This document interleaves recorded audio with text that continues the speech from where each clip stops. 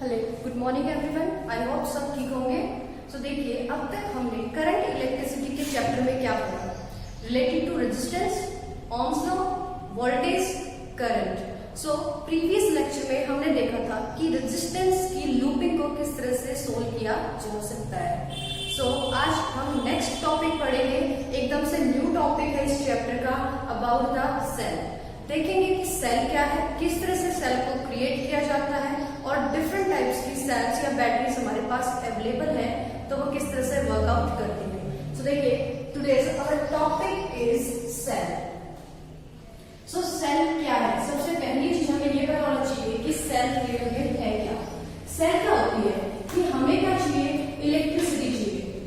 ठीक है, क्या करती है ये, इलेक्ट्रिसिटी प्रोवाइड करती है, लेकिन किस टाइप की एनर्जी से प्रोवाइड करती है? सेल केमिकल रिएक्शन की हेल्प से करती है। सो केमिकल रिएक्शन में कौन सी एनर्जी आई? Chemical energy. ठीक है, तो सेल क्या हो गई हमारे पास? सेल इज ए डिवाइस, एक ऐसा डिवाइस जो क्या प्रोड्यूस कर रहा है, electricity with the help of chemical energy. Chemical energy को यूज करके या केमिकल एनर्जी को किस में कन्वर्ट कर रहा है? In electricity. ठीक है, सो डेफिनेशन क्या हो गई? द डिवाइस, एक ऐसा device which convert chemical energy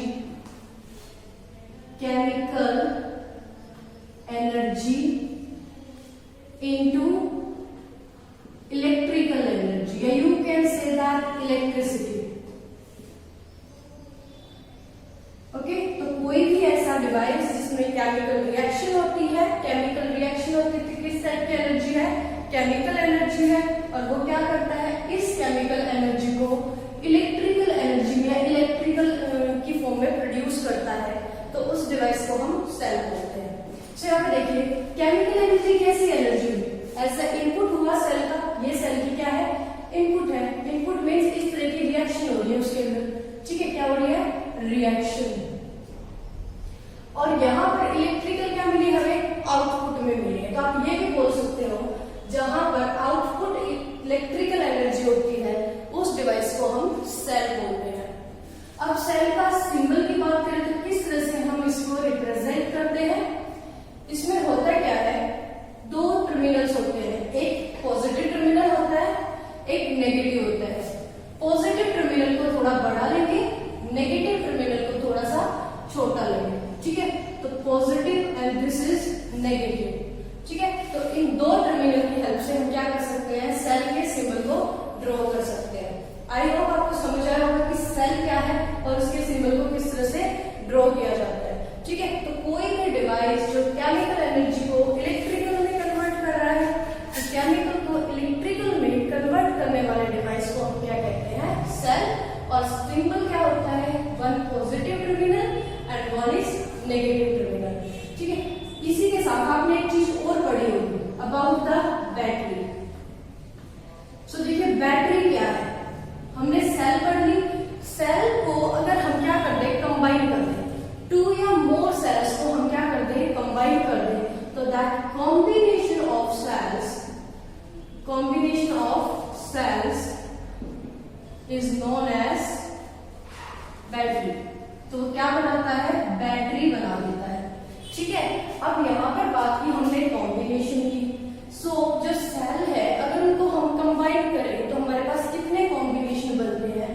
या तो हम सेल्स को कनेक्ट कर दें सीरीज में, या फिर दो या दो से ज्यादा सेल्स को हम कनेक्ट कर दें पैरेलल में, या हम सीरीज और पैरेलल दोनों टाइप की कनेक्शन कर सकते हैं, जिसे बोलते हैं मिक्स्ड ग्रुपिंग या मिक्स्ड कॉम्बिनेशन। ठीक है, तो सीरीज ग्रुपिंग, सीरीज कॉम्बिनेशन कह सकते हो, पैरेलल ग्रुपिंग, या you can say that the parallel combination. These are the three way to connect the two or more sales together. दो या दो से ज्यादा सेल्स को एक साथ कनेक्ट करने के हमारे पास तीन मेथड है, और सेल्स को कनेक्ट करके जो हमारे पास डिवाइस बना, that device is known as battery. I hope यहाँ तक समझ आ रहा है। देखिए, इसका सिंबल अगर हम ड्रॉ करने लग जाए तो कैसे करेंगे? एक सेल को हम रिप्रेजेंट कर रहे हैं किसकी पॉजिटिव टर्मिनल और एक नेगेटिव टर्मिनल की हेल्प से। जब बैटरी हमने क्या बोला, battery is the combination of cells, cells का कॉम्बिनेशन है। तो क्या करेंगे यहाँ पे, जब ये एक सेल है तो अगर कई सारी सेल्स हम यहाँ पे शो कर दे तो कई सारी सेल्स क्या होगी, कॉम्बिनेशन ऑफ सेल्स होगी जो बैटरी बन जाएगी। सो देखिए एक पॉजिटिव एक नेगेटिव मैंने यहाँ पे लिया, सो ये क्या बन एक सेल कंबाइन करनी है, next positive next negative, 2 cells हो गई, next positive next negative 3 cells. आप चाहो ऐसे कितनी भी सेल्स ले सकते हो, फिर एक पॉजिटिव एक नेगेटिव, फिर ये एक सेल हो गई। ठीक है, तो इस तरह से नंबर ऑफ सेल्स को हमने क्या किया, इस तरीके से जोड़ दिया। तो this is the symbol for battery. अब कोई हमसे पूछे कि ये बैटरी का सिंबल है तो कितनी नंबर ऑफ सेल्स इसमें कनेक्ट है, तो हम क्या देखेंगे, पॉजिटिव नेगेटिव टर्मिनल के सेल्स काउंट करेंगे। सो देखिए एक पॉजिटिव एक नेगेटिव, एक सेल बन गई, नेक्स्ट पॉजिटिव नेक्स्ट नेगेटिव से नेक्स्ट सेल बन गई, नेक्स्ट पॉजिटिव नेक्स्ट नेगेटिव से ये थर्ड हो गई, ये पॉजिटिव ये नेगेटिव ये पॉजिटिव मिलके ये फोर्थ हो गई। सो ये क्या है, this battery is the combination of 4 cells, 4 cells के कॉम्बिनेशन से ये बैटरी बनी है। तो हम कह सकते हैं 4 सेल बैटरी है। ठीक है, 4 सेल की बैटरी है।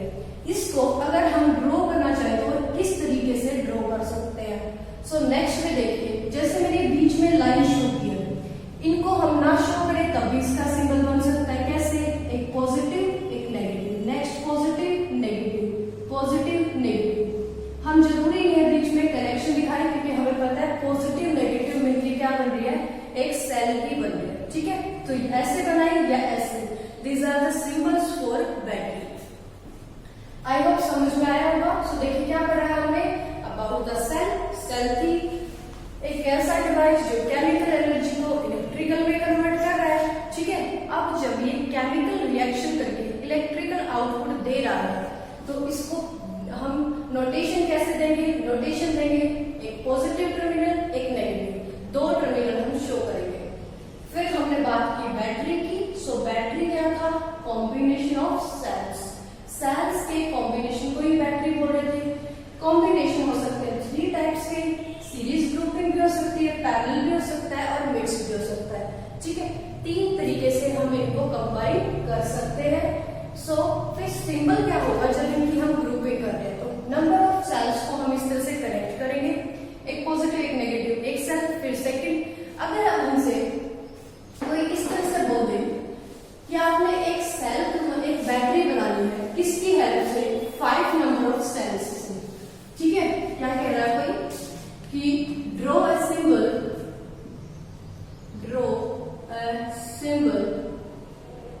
of a battery made up of 5 cells, जो किससे मिलके बनी हुई है, 5 सेल से मिलके बनी हुई बैटरी का सिंबल ड्रॉ कर रहा है। तो सेल लेते चलेंगे हम, एक पॉजिटिव एक नेगेटिव, एक सेल हो गया, फिर ये क्या हो गया, नेक्स्ट सेल हो गया, 2 हो गए, दिस इज थर्ड सेल, फिर positive negative 4th cell, again positive negative 5th cell. So ये क्या बन गया हमारे पास, 5 सेल की एक बैटरी क्रिएट हो गई। ठीक है, तो इस तरह से 5 सेल की बैटरी सी का क्या बन गया हमारे पास, सिंबल प्लॉट हो गया। ठीक है, तो इस तरह से हम क्या करेंगे, बैटरी के सिंबल को बना सकते हैं, कितनी भी नंबर ऑफ सेल्स दी हो सकते। सो देखिए आगे चलते हैं और बात करेंगे कि ये जो सेल है ये कितने टाइप्स की होती है। ठीक है, उसके बाद ही हम देखेंगे कि जब हम बैटरी बना रहे हैं तो सीरीज ग्रुपिंग क्यों करते हैं और पैरेलल ग्रुपिंग क्यों करेंगे। ठीक है, लेकिन उससे पहले हम बात कर रहे हैं इससे रिलेटेड टाइप्स ऑफ सेल्स से related. So next topic is types of cell. So हमारे पास क्या होती है, 2 टाइप की सेल अवेलेबल होती है। First one is primary cell and the second is secondary cell। ठीक है, तो हमारे पास 2 टाइप की सेल है, first is primary, second is secondary. अब सेल क्या था, केमिकल रिएक्शन से इलेक्ट्रिकल देने वाला एक डिवाइस। अब केमिकल रिएक्शन हो रही है तो इसके लिए नीड किस किस चीज की होगी, तो देखिए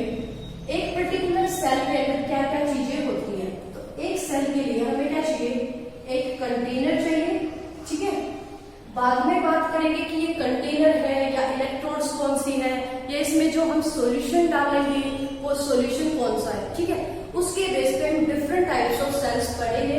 अभी सिर्फ मैं आपको बता दूं कि कंपोनेंट कौन कौन से हैं किसी सेल के, ठीक है। बेसिक कंपोनेंट, कैसे एक सेल बनती है।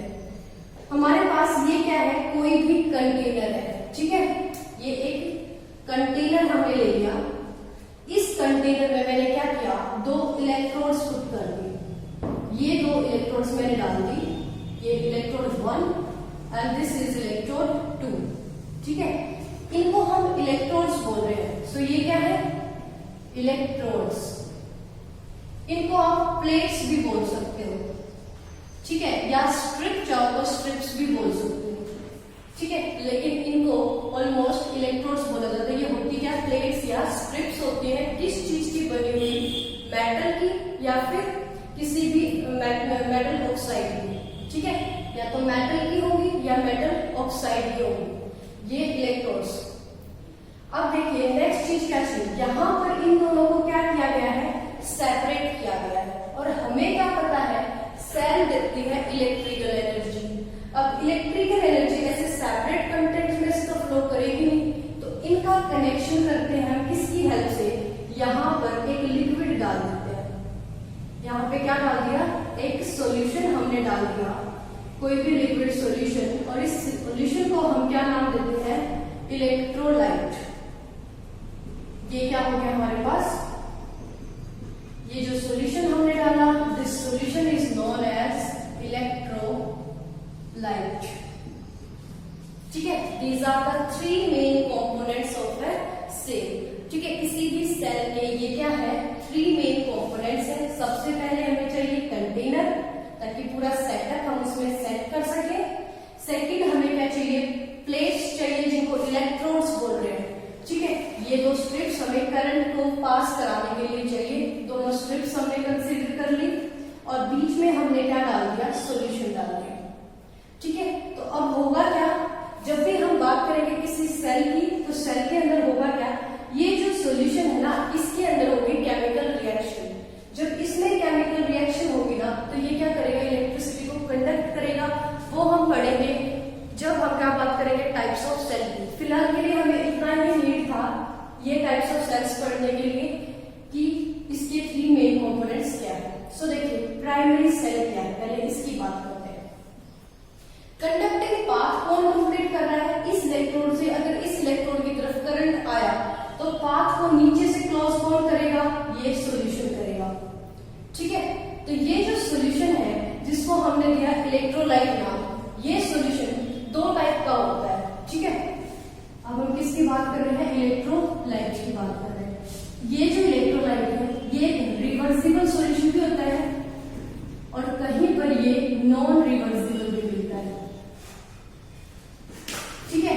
रिवर्सिबल मतलब एक बार यूज में आ गया, दोबारा फिर यूज में आ जाएगा, फिर थर्ड टाइम फिर यूज में आ जाएगा, ठीक है। तो जब ये जो इलेक्ट्रोलाइट है ये रिवर्सिबल मतलब अपनी जो इसकी कंडीशन है, हमने एक बार यूज किया, ठीक है, दोबारा यूजेबल फिर हो सकता है, ये थर्ड टाइम फिर यूज हो सकता है। अगर ये सॉल्यूशन बार बार यूज में आ रहा है तो कैसा सॉल्यूशन है, रिवर्सिबल। और अगर ये सॉल्यूशन एक बार ही यूज में आया, बार बार यूज में नहीं आया, तब इस सॉल्यूशन को हम क्या बोलेंगे, नॉन रिवर्सिबल, ठीक है। तो क्या हुआ, प्राइमरी सेल वो सेल हुई जिसमें नॉन रिवर्सिबल इलेक्ट्रोलाइट होता है, ठीक है। नॉन रिवर्सिबल इलेक्ट्रोलाइट है तो कितनी बार यूज हो पाएगी, एक बार, ठीक है। एक बार यूज होने के बाद दोबारा यूज में नहीं आएगी, ठीक है। सो देखिए प्राइमरी सेल कौन सी सेल होगी, जिसमें इलेक्ट्रोलाइट कैसा है, इलेक्ट्रोलाइट रहेगा नॉन रिवर्सिबल, ठीक है। इलेक्ट्रोलाइट है नॉन रिवर्सिबल, नॉन रिवर्सिबल है मींस बार बार यूज में नहीं आएगा, और बार बार यूज नहीं कर सकते, इसलिए ये क्या है, वन टाइम सेल, ठीक है। वन टाइम सेल मतलब एक बार यूज करेंगे फिर यूजलेस हो गई, फिर हमें इनको क्या करना पड़ेगा, डस्टबिन में ही डालना है, फिर दोबारा यूज में नहीं आएंगे। अब बात करें सेकेंडरी सेल्स की। सेकेंडरी सेल्स कौन सी होती है, वो सेल जिसमें ये जो इलेक्ट्रोलाइट है ये कैसा होता है, रिवर्सिबल। इट मीन्स इसमें कैसा इलेक्ट्रोलाइट है, रिवर्सिबल इलेक्ट्रोलाइट है। अब रिवर्सिबल इलेक्ट्रोलाइट का मीनिंग क्या होता है? एक ऐसा सॉल्यूशन जो बार बार यूज में आ रहा है। ठीक है, अगर बार बार यूज में आ सकता है तो सेल को भी तो बार बार यूज कर सकते हैं। ठीक है, तो this cell is used again and again. ठीक है, ये cell again and again use में आती रहेगी। फॉर एग्जाम्पल, जैसे हमारे मोबाइल फोन की सेल होती है। ठीक है, हमारे मोबाइल फोन में जो बैटरी है वो बैटरी क्या होती है? हमने एक बार चार्ज किया। चार्ज क्या चीज होती है? ये सॉल्यूशन चार्ज होता है। ठीक है, ये सॉल्यूशन चार्ज हो गया, इन दोनों इलेक्ट्रोड से क्या किया? फोन को सप्लाई देनी शुरू कर दी। चार्ज होते ही जैसे ही यहाँ से सप्लाई फोन के पास गई, हमारा फोन वर्किंग कंडीशन में है। ठीक है, जैसे ही धीरे धीरे ये इलेक्ट्रोलाइट क्या हो गया? डिस्चार्ज हो गया। ठीक है, हमने फोन को यूज किया तो सॉल्यूशन क्या हुआ? डिस्चार्ज हुआ। सॉल्यूशन डिस्चार्ज हुआ तो फिर सप्लाई देना बंद कर दिया इसने फोन को। जैसे ही वो डिस्चार्ज हुआ, हमने दोबारा चार्जिंग पे कनेक्ट कर दिया।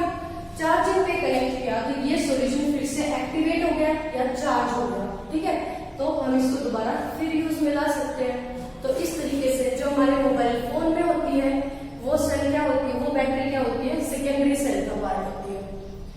और जैसे हम क्या करते हैं? दीवार घड़ी में डालते हैं। ठीक है, जो हैंड वॉच होती है हमारी, रिस्ट वॉच, उस रिस्ट वॉच में जो डालते हैं उनकी सेल क्या होती है? एक बार फिनिश, फिर हम उनका निकाल के फेंक देते हैं, फिर दूसरा सेल डालते हैं उसमें, तो वो क्या है? Primary cell. ठीक है, आई होप आपको समझ आया होगा कि प्राइमरी सेल क्या है और क्यों बार बार यूज में आती है। सिर्फ इस इलेक्ट्रोलाइट की वजह से। अगर ये बार बार यूज हो सकता है तो वो बार बार यूज हो सकती है। ये एक बार में यूज होने के बाद दोबारा यूज में नहीं आ सकता, तो फिर वो सेल भी दोबारा यूज में नहीं आएगी।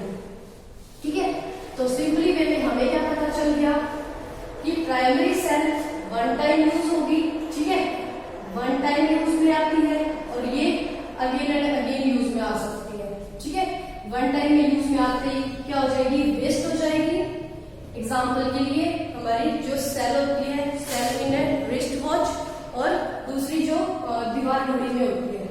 सेकेंडरी सेल हमें पता चल गई जो बार बार यूज में आती है। हमने एग्जाम्पल ले लिया किसका? फोन का। ठीक है, मोबाइल का। ठीक है, मोबाइल फोन का हमने एक एग्जाम्पल इसमें ले लिया। ठीक है, आई होप आपको यहाँ तक समझ आया होगा।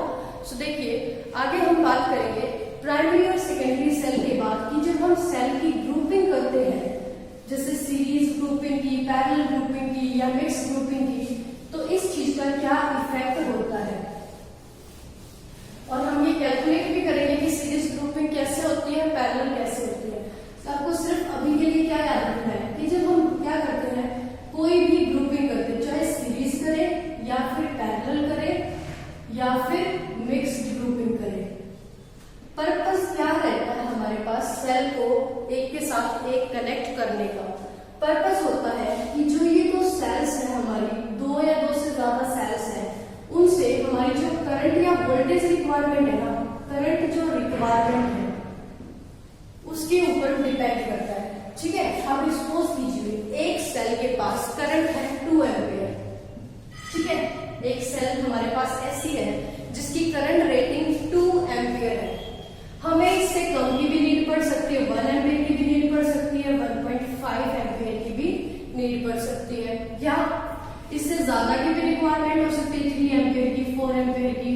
ठीक है, तो हो क्या सकता है, जितने एम्पियर की हमारे पास सेल है उससे कम एम्पियर की करंट चाहिए, उससे ज्यादा करंट की भी नीड होती है। ठीक है, तो इस करंट की रिक्वायरमेंट को फुलफिल करने के लिए हम क्या करते हैं? सेल की ग्रुपिंग करते हैं।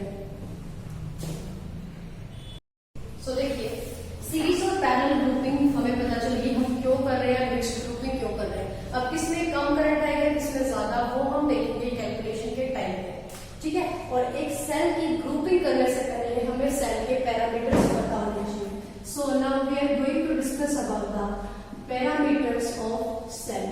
सेल के अंदर कौन कौन से पैरामीटर होते हैं। सो हम बात करेंगे 3 पैरामीटर्स की। Number 1, EMF of the cell. Second हम बात करेंगे सेल के इंटरनल रेजिस्टेंस की। थर्ड हम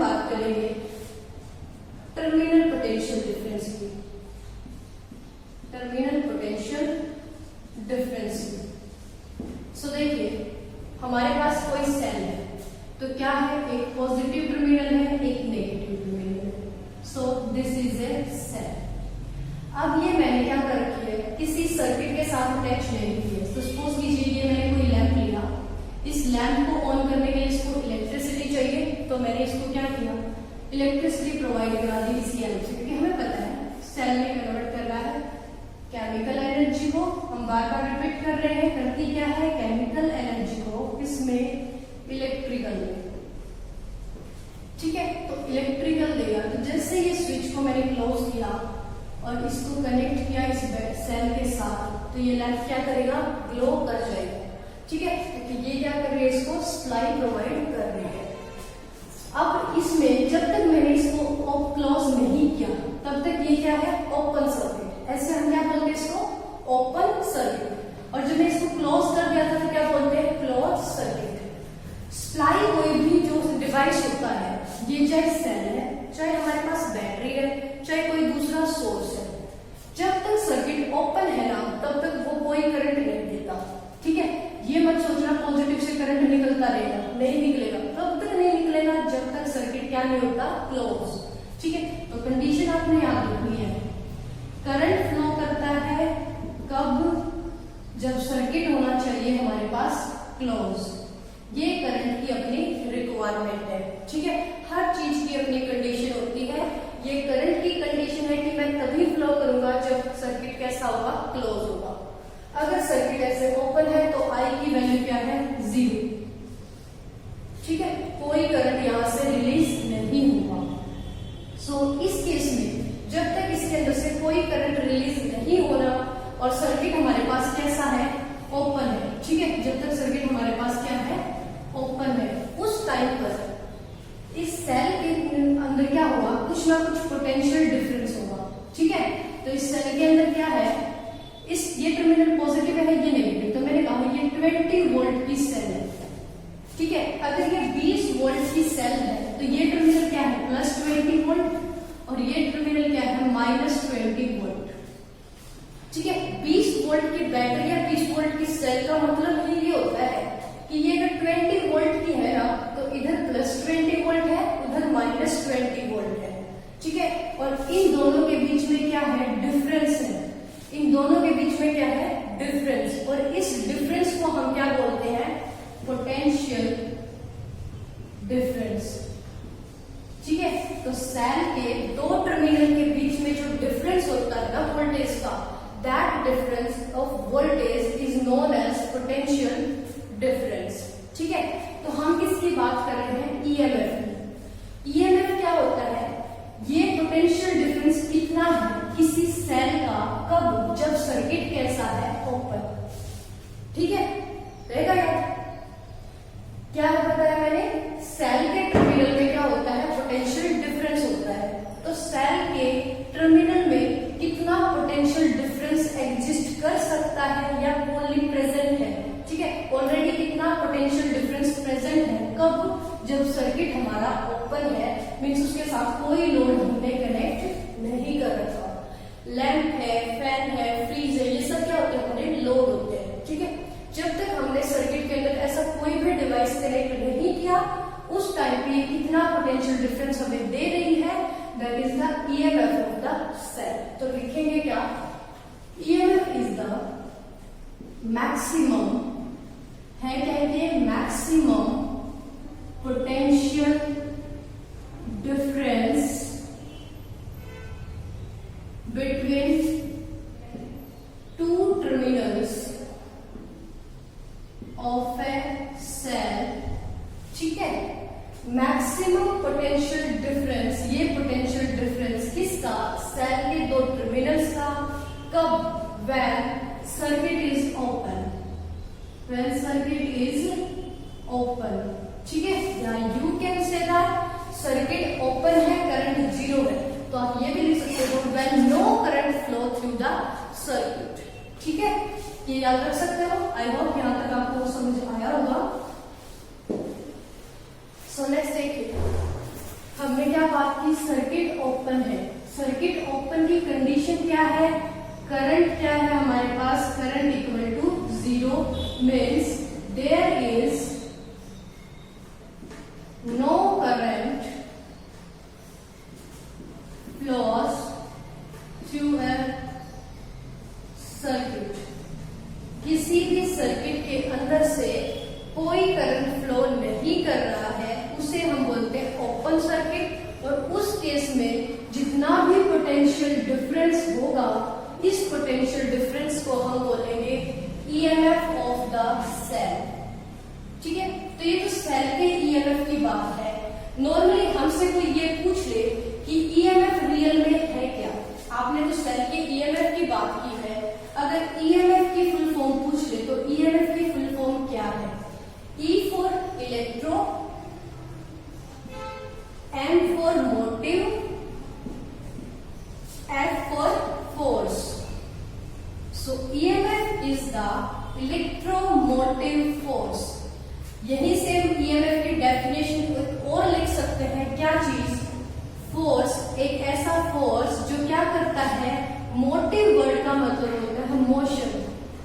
ठीक है, और electro means electrons, electro means electrons या चार्ज। ठीक है, आप इसको चार्ज भी बोल सकते हो। तो पीछे से डिफाइन करेंगे कैसे?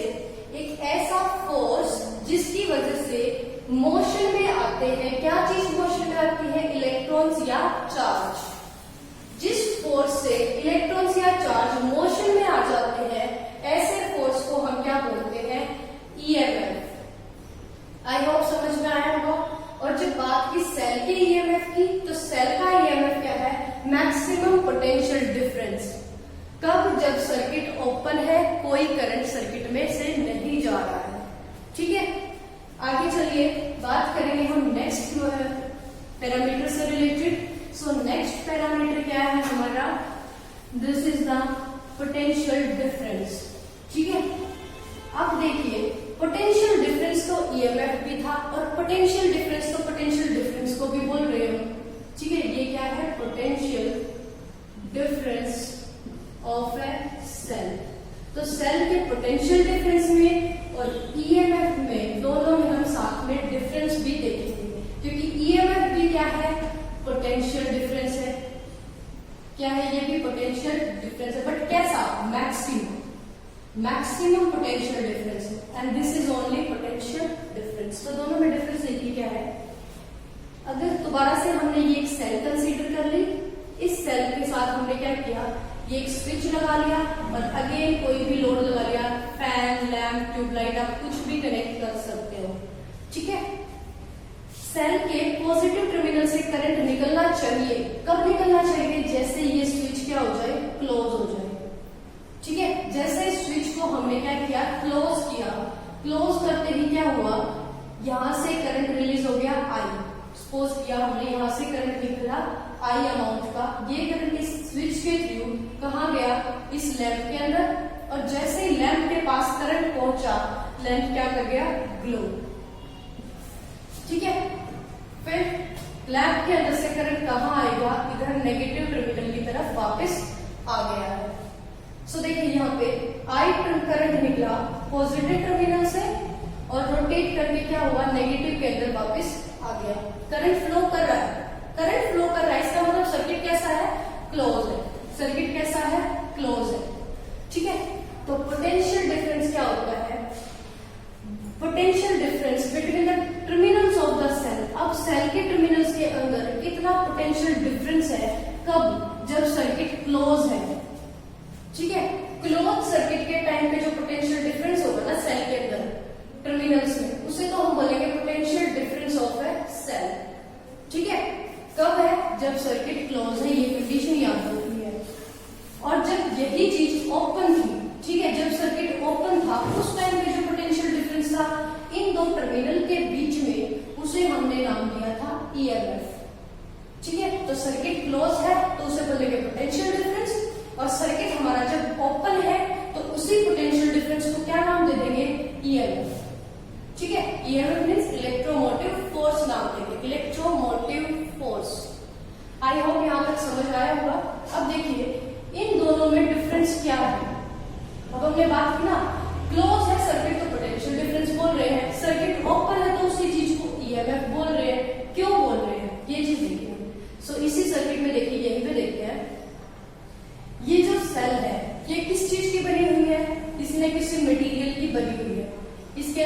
इलेक्ट्रोलाइट भी था। इसके अंदर हमने 3 कंपोनेंट पढ़े थे, जो 3 मेन कंपोनेंट्स थे, जिसमें 2 बिल्कुल मेन थे, इलेक्ट्रोलाइट और इलेक्ट्रोड्स। ठीक है, तो ये जो इलेक्ट्रोलाइट्स है या इलेक्ट्रोड्स है, ये किस चीज की बनी हुई है? किसी न किसी मटेरियल की बनी हुई है। किस चीज की बनी हुई है? किसी मटेरियल से मिलकर बने हुए हैं। ठीक है, और हमने जब पिछला चैप्टर पढ़ा तो उसमें क्या पढ़ा था? इसी चैप्टर में जो प्रीवियस टॉपिक पढ़ा था अबाउट द रेजिस्टेंस, तब हमने बात की थी कि कोई भी मटेरियल हो, हर मटेरियल में क्या होती है? ऑपोजिशन होती है ना। और इस ऑपोजिशन को हमने क्या नाम दिया था? रेजिस्टेंस। क्या नाम दिया था? रेजिस्टेंस। एंड दिस ऑपोजिशन, देखिए इलेक्ट्रोलाइट है, इलेक्ट्रोड्स है, किसमें है? सेल में। ये है क्या? ये मटेरियल है, और हर एक मटेरियल में क्या होती है? ऑपोजिशन होती है, और इस ऑपोजिशन को हम क्या बोलते हैं? रेजिस्टेंस। और ये जो रेजिस्टेंस है, ये ऑपोजिशन है, ये किस चीज के ऊपर है? ये करंट पर है। ठीक है, ये नहीं चाहता कि करंट रिलीज हो। तो देखिए, हम कितना भी अच्छा कंडक्टर ले लें, कंडक्टर मतलब जिसमें ये रेजिस्टेंस कम कम कम होता चला जाए। ठीक है, अगर ये जितना कम होता जाएगा, करंट फ्लो करेगा जल्दी जल्दी, इसकी वैल्यू बढ़ेगी, जितना बढ़ता जाएगा करंट को ये रोकता चलेगा। तो हम कितनी भी अच्छी क्वालिटी का रेजिस्टेंस यूज कर ले, मटेरियल यूज कर ले, हमने मटेरियल ले लिया बिल्कुल बेस्ट। ठीक है, बेस्ट मटेरियल मतलब गुड कंडक्टर। क्या लिया? Good conductor. लेकिन कोई कितना भी अच्छा गुड कंडक्टर हो, सुपर कंडक्टर कभी नहीं होता। सुपर कंडक्टर मतलब ऐसा कोई मटेरियल नहीं है जिसमें रेजिस्टेंस इक्वल टू 0 हो जाए। ठीक है, कुछ ना कुछ इसकी वैल्यू रहती है, 1 ओम, 2 ओम, 3 ओम, कुछ ना कुछ वैल्यू रहती है। तो क्या करेगा? जितनी भी वैल्यू है उतनी अमाउंट के करंट को क्या करेगा? रोकता चलेगा। ठीक है, आपको रेजिस्टेंस नहीं समझ में आ रहा तो देखिए रेजिस्टेंस है क्या। सपोज कीजिए आपके पास ये कोई क्या है? कैनाल है। ठीक है, रिवर लगा लो, कैनाल लगा लो, जिसमें से पानी फ्लो कर रहा है। ऐसे आपने कई जगह पर देखा होगा, इसके फ्लो को कम करने के लिए बैरियर लगी होती है ना, जिनको क्या करते हैं? इस पानी के आगे लगा दे तो पानी आगे नहीं जाता, इनको हटा दे तो पानी आगे चला जाता। तो सपोज कीजिए हमने ये बैरियर लगा दिया। अब देखिए पानी को पाथ कितना मिला? यहाँ से मिला है, तो पानी कम कम जा पाएगा आगे, है ना। आगे भी कैनाल है, लेकिन आगे पानी क्या हो रहा है? कम जा पा रहा है। इनको अगर मैं पीछे कर दूं, ठीक है, इनको हम यहाँ पीछे कर दें, हटा दें, तो अब पानी क्या हो रहा है? पूरा का पूरा जा पा रहा है ना, पूरा का पूरा आगे। तो ये जो बैरियर है ना, यही बैरियर रेजिस्टेंस है। रेजिस्टेंस को जितना आगे लेके आएंगे मतलब बढ़ा रही है। ठीक है, इनको जितना आगे लेके आ रहे हैं मतलब रेजिस्टेंस को उतना बढ़ा रहे हैं। जैसे जैसे इसको बढ़ाएंगे, यहाँ से पानी आगे कम जा पाएगा। सेम पानी की तरह यहाँ पर क्या है? करंट। ठीक है, यहाँ पर क्या चीज नहीं फ्लो कर पाएगी? करंट आगे नहीं जा पाएगा जैसे जैसे इसको बढ़ाएंगे, और इसको कम करेंगे तो करंट फ्लो करता जाएगा। तो हमें चाहिए ये कम, लेकिन किसी भी मटेरियल में ये यूं नहीं होता कि ये बिल्कुल हट जाए, जैसे इसमें हट गया। ठीक है, जैसे हमने इसमें हटा दिया, ऐसा इसमें नहीं होता, हर मटेरियल में ये रहता है। ठीक है, तो उसकी वजह से क्या होता है? कुछ ना कुछ करंट का लॉस होता है। सो हुआ क्या? हमें पता चला हर एक मटेरियल में क्या है? रेजिस्टेंस है, जो करंट में ऑपोजिशन डालता है। This resistance is known as internal resistance of the cell. ठीक है, ये हमने लगाया नहीं है, ये डिवाइस के अंदर ऑटोमेटिकली क्रिएट हो गया। क्यों क्रिएट हो गया? क्योंकि डिवाइस तो मटेरियल से ही तो बनेगा, तो सेल भी किससे बनी है? मटेरियल से ही बनी है, और मटेरियल के अंदर खुद में ही रेजिस्टेंस था। ठीक है, तो सेल क्या कर रही है? अपने करंट को अपने खुद के रेजिस्टेंस से क्या कर रही है? थोड़ा सा अपोज कर रही है, और उसी रेजिस्टेंस को हम क्या बोल रहे हैं? Internal resistance of the cell. I hope यहाँ तक आपको समझ आया होगा, और यहाँ तक किसी को कोई डाउट है तो वो कमेंट सेक्शन में लिख के बता सकते हैं। Thank you for watching this video.